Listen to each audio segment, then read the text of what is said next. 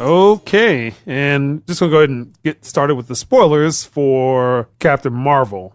The biggest thing is just how they handle the Kree Skrull stuff.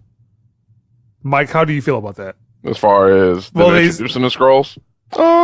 It didn't bother me at all. One thing that did bother me is they didn't wait to introduce the Skrulls whenever they brought in Fantastic Four, because that's kind of the main storyline that they tend to fall under. But there's been a rumor for a long time that the Skrulls have kind of been around. I mean, I've even seen people with conspiracy theories that one of the Avengers is actually a Skrull this whole time, and that's going to be one of the big secrets of Endgame. So I feel like they kind of had to introduce him now, just in case that does come out to be true. It didn't bother me the way they handled it. I'm not a comic book purist. I didn't mind the twist with the Skrulls being the kind of the universe victims, but I was a little thrown aback that they lost so badly. They were more of a solid threat than anything else, and kind of what are constant mainstays, the villain of the Marvel Universe. I'm kind of glad that you don't have evil races and everything like that. I never liked that whole aspect of anything where a whole race is considered the bad guys and stuff. That's just... That's Thor: The Dark World.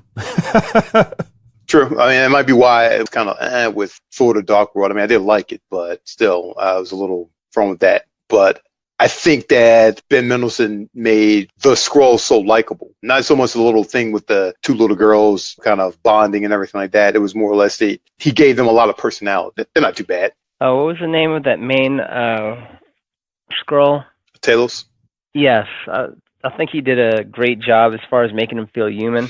Figured that was part of the twist as far as, like, instead of them being bad guys who are more refugees than bad guys. But also part of it is... and Mike can correct me if I'm wrong, they were manipulators to begin with, so I wouldn't be surprised in the future if they're like, hey, I'm just a refugee trying to find a home, and come to find out they're trying to take over the universe. Yeah, and I was going to say, just because they are one way in this movie doesn't mean later on down the line they don't switch it to where it's kind of more comic accurate. Yeah. So, I mean, was it a twist in this movie? Yes. Did it catch me off guard? Not really, but just like Mike said, I mean, hey, they could be good in this movie, and then the next movie, next thing we know, Endgame, they've been there, and it might be one of those things where they're building up towards the end of Phase 5. Not 4, but 5, because this could be one of those long-standing things where it's like, who's who?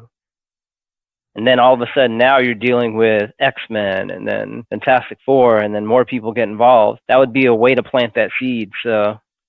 But... They did add a nice humanistic character, which I guess they're trying to do more with the bad guys rather than just like, hey, I'm bad, you're evil, let's fight. This is where I started comparing this to Iron Man 3, where that whole reveal for the Mandarin turns out to be a comedic beat. Even the way Ben Mendelsohn played that character is the same as Ben Kingsley playing the Mandarin when he got found out. I don't see that. I don't either. I don't see that. Iron Man 3, Ben Kingsley came out of taking a shit. Drops down and looking for his next hit. I just don't see it. It's completely different the way they kind of introduced it and broke him down. The Skrull was so comic accurate. It would have been different if it turned out that the Skrull were a fake alien race. They were just made up by the Kree. That would have been a fake out. Because Iron Man 3, there was no Mandarin until Guy Pearce has proclaimed himself he was one. Please don't remind me of that. But they fixed that with that thing. Yeah, see, I didn't mind it too much. I liked Iron Man 3. So Iron Man 3 is a piece of shit. I would rate this movie terrible. Above Iron Man 3. So, getting on to the next stuff is how they handled Marvel's reveal. That, guess we kind of touched on it, about the Tesseract, everything else. Anybody have comments about that? I was fine with her being a woman. I think that's one of the big... it's not even a concern. It's just how they handled it. Yeah, she worked out pretty. It was fine. Still hit the same beats as the original. Marvel was a hero. I mean, the original Captain Marvel, granted, flying around, member of the Avengers and all that other stuff. His death was considered a great tragedy. And in his death, he passed his abilities on to Carol Danvers. Where it kind of reminded me of Green Lantern. But yeah, but in this case, it was involved with something far-reaching. She felt a little more important than Marvel was in the original comic books. But it was still the same beat. Mar-Vell was a Kree renegade who was trying to help people, and in this case, helping the Skrulls. They didn't make the Kree out to be the ultimate villains. There's good and bad in all of them. So it wasn't a thing. But no, I was fine with it. I actually prefer this version better than the original, actually. It was a little aimless. Like, the whole plot for this was just aimless. And it culminates in a big nothing for the third act. I get the same feeling as Ant-Man and the Wasp. It's the same feeling. It's like, all right, weak villain, weak story. Let's get to the next real movie. Matt, any comments? None that you guys haven't hit on. The only thing I didn't like is with Nick Fury, the whole thing about last time I trusted a man, I lost the eye, and then come to find out it's fucking Cat. Yeah, I did not like that a lot. Yeah, I'd agree with you on that one. I was a little salty about that. I'm like, what? I still question afterwards, even that was what caused the eye. I thought maybe his eye ended up healing over time and it's something else, because I just didn't think they were going to go with the whole Cat route, to be serious. My biggest question, and somebody correct me if I'm wrong, because I've been trying to figure this out since I saw the movie, is if Nick Fury's seen the Tesseract since 1990-something, then why in Avengers did he seem so unfamiliar with it? That was the biggest plot hole that left for me. Me and my wife sat there and looked at each other like, wait a minute. He's seen the Tesseract this long ago? So why does it seem like it was so foreign to him all this time when he's older? Yeah. I mean, I didn't really question it. I guess what I thought was that he just, in this case, in Avengers 1, it was the first time they got it working. Was that Avengers 1 or Avengers 2? Like, which? The first Avengers when he got okay. That's when he got the Tesseract working. The reason he got it working was because Stellan Skarsgård's character's name, Eric Selvig. He saw the Bifrost work. I think that was where the breakthrough came from. They didn't just explain it. So because like in the beginning, like Eric Selvig was talking like it started reacting and something was coming through, and I'm assuming it was Eric Selvig like after Thor came in, which kind of fits in with what Nick Fury was saying, that the minute Thor came down, shit started changing. Hell bent on forming the Avengers because Carol Danvers was gone. They didn't have anything that would help, that could contest with that stuff. All right, so the next thing would be the Stan Lee tribute. The opening segment, I like that. It was a good touch. Very good touch. Without it being overbearing. Yeah. Very classy. As much as he's meant to the universe and Marvel, the MCU comic books itself, it wasn't overbearing and whatnot, and I look forward to seeing his future cameos because he still has a couple more. Very well done. No one clapped in the theater that I was in. I heard that there were some audiences, it was kind of like a round of applause and all that. Yeah, I thought it was done really well. Yeah, a few people. And I had already heard about it, so when it came up, it wasn't like I was surprised. But if I had been surprised by it, I felt like my reaction probably would have been I either would have jumped up and said, yeah, or something like that, but I kept it cool. So it was more muted than the audience I was in. Everybody's kind of like, oh, that's nice, that's cool. I'm like, yeah, that's nice. It just kept going, and it was a little longer than the original one. I'm just like, dude, he was in all those things. I'm like, I'm gonna miss seeing him. And when he popped up in the movie, I don't think anyone expected him to pop up in the movie. Yeah, and I like this cameo because he was reading his lines from Mallrats. Yeah, that was really cool. That what it was? Yeah. Okay. I knew it was just something, and I was like, he wouldn't just be reading lines. Normally it connects somehow. He's reading Kevin Smith's script, and it was actually his lines from the movie Mallrats. So I thought it was real cool. Yeah. I softened up on her character when she kind of put the thing down and just like smiled at him. I'm like, all right, that's cool. Because up until that point, I was like not feeling the movie that much. She's super powerful. I'm not seeing a whole lot of.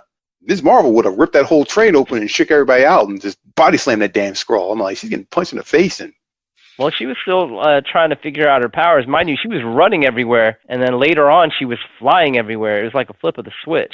Yeah, and I still don't think they've shown her true powers yet. I think that, like I said, it was just a quick little tease. And then by the time everything catches up to Endgame, mind you, she's been gone since 1990-something. Dealing with other worlds and galaxies, so Lord knows how she's evolved and what it's going to be like now.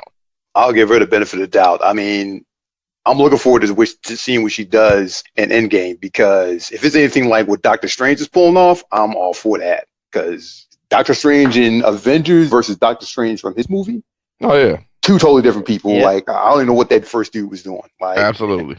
I mean, he copped out that he was the boss. I'm like, okay, and a lot of that has to do with the Russos. More capable director or capable directors. maybe that might work out for her character. I can get behind what you're saying there, Barry. I think Marvel, and I think they're starting to learn the lesson, is that just because you've got a female star, even a black lead, a film that's kind of black centric, you don't necessarily have to hunt and pick and find someone who's going to embrace the blackness or the womanness in it. I mean, you just need to find the right director who's capable enough to do the job. I don't want to say they lucked out with Ryan Coogler, but Ryan Coogler had experience. Yeah, he had experience, but I shudder to think who else they would have tried to tap if he wasn't around or if he wasn't available. Spike Lee. That was actually the first thing that came to my mind. Spike Lee directing that. I mean, it would have been an interesting take, but as much as I like Spike Lee, I don't know if he could have handled it. I don't know if he would have delivered that. I'm a Spike Lee fan. I'm going to have to say no to that one. I don't see how he would handle that. Like, you don't necessarily have to have a female director like Wonder Woman. Patty Jenkins can direct, gave up the reins. She wasn't directing all the action scenes, but at the same goal, they were real adamant about having a female director and kind of women lead the production on it. And I'm like, okay, but at the same realm, I mean, are they going to deliver on, what folks want to see in these types of movies? We want to see some action. We want to see a solid, concise story. Don't need to see a bunch of romance and all this other stuff and talking about feelings and empowerment and all that other crap. Like, we don't need to see all that. We already know these characters are badasses. You just need to show us. Don't need to sit there and talk about it for 20 minutes. The last act in the movie was pretty much what saved it, I think. I think that was the worst part of the movie. The last act? I believe the beginning of the movie is okay. The middle of the movie goes kind of blah. And then the end of the movie is like, if I had to turn that into actual words, the middle of the movie is just bland. And the end of the movie is just blander. But the beginning of the movie, before all the twists, before everything else, is the strongest part of the movie. How did you guys feel about the end credit sequences? What were they again? It was one was just she shows up after the snap, and then the other longer hair. Yeah, and the other one is just the cat throwing up coughed the up the Tesseract. It didn't lead to me. It didn't lead anything. It's not anything that we didn't know, so it didn't do anything for me. It's a nice little touch. We're just going to get right to it without it being a whole lot of exposition and stuff. So, I don't know. The cat throwing up the Tesseract, that was just like, what the fuck? I mean, you kind of knew that was happening. Kind of hoping that the cat would throw up other things, like the scroll heads and stuff. I think that would have been fun. Oh, really? I was like, is it going to throw up anything else? No, just a Tesseract. Nah. The cat throwing up the Tesseract was predictable. They showed the cat. The first thing I said was, oh, he's going to throw up the Tesseract. The endgame sequence, they just served the purpose of letting everybody know, hey, Captain Marvel's in Endgame, because some people still didn't know that. And I know when it happened, at least in the theater I was in, all the little girls and their mothers all screamed at the same time. So, again, I think it served the purpose of, okay, we've empowered you all. Now, just to remind you, so you know, yeah, she's going to be in Endgame too, so come back in a month and check it out. So, I mean, for me, it was fine, because I already knew, but now everybody else knows. And, again, everything they're showing us according to Feige is within the first 15 minutes. So, when it pops in the movie, you already know where we're going. So the cat coughing on Tesseract, I thought they could just left that out. Really would not have cared about that. And the her showing up after the snap, this kind of reminded me of Captain America when they found Bucky and he was trying to hold his arm in the vice. It kind of reminded me of. It didn't really seem great, emotional. We know she's in the movie, so that's it. Like, I didn't really feel any particular way about it. Is that it, everybody? That's it for me.